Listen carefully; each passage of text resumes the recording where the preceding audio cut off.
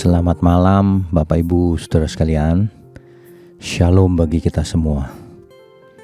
Saudara, sebenarnya kalau kita mau pergi ke suatu tempat, kita harus tahu rutenya, saudara. Dan jika kita tahu arah tujuan yang benar, kita harus fokus ke arah itu. Sehingga tidak boleh menyimpang sedikit pun. Sebab jika kita menyimpang sedikit saja, 1 derajat saja, kalau kita tarik garis lurus kemudian, salah arah yang 1 derajat ini, setelah 1000 km kita tempuh, kita akan sampai ke tempat yang jauh berbeda dengan tujuan. Akan tersesat sangat jauh, saudara. Itu sebabnya kita tidak boleh menganggap enteng, anggap ringan. Ini cuma beda sedikit gitu. Oh iya, beda sedikit itulah yang mencelakakan seseorang. Saudara, pesawat terbang bisa jatuh hanya gara-gara 1 skru putus atau lepas. Sebagian besar manusia juga jatuh dalam dosa gara-gara hal remeh pada mulanya. Pada mulanya iseng-iseng atau coba-coba, akhirnya tergelincir masuk ke dalam lubang dosa. Sama dengan kalau saudara bayangkan ya, seember air minum,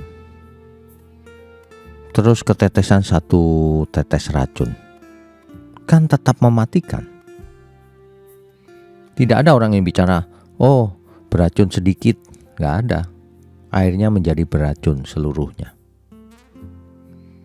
Jadi sedikit kesalahan, sedikit penyimpangan, sedikit kebohongan, itu akan tetap membinasakan. Ya. Di dalam Hosea pasal 4 ayat 6 dikatakan, ini Tuhan yang berkata ini, umatku binasa karena tidak mengenal Allah.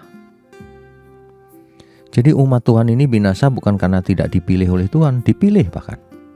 Umat Tuhan. Karena apa binasa? Bukan karena tidak beragama loh, saudara. Bukan karena tidak beribadah. Tapi karena tidak mengenal Allah, tidak mengenal kebenaran. Sehingga hidupnya tersesat, binasa. Itu sebabnya Alkitab sangat menegaskan bahwa kita harus mencari kebenaran, mencari Tuhan dan kebenarannya terlebih dahulu dibandingkan dengan semua hal.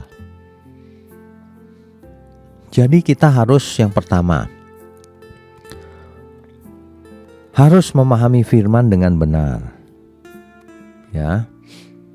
Harus berserah dalam pimpinan Roh Kudus. Harus punya kerendahan hati untuk diajar. Harus punya kepekaan akan dosa. Jangan tidak peka sama sekali. Udah hidup dalam dosa masih tidak merasa hidup dalam dosa. Bebal tuh namanya. Harus memusatkan diri pada kepentingan Tuhan, bukan kepentingan diri sendiri. Mari kita belajar, saudara. Jangan mengeraskan hati. Tuhan Yesus memberkati kita semua.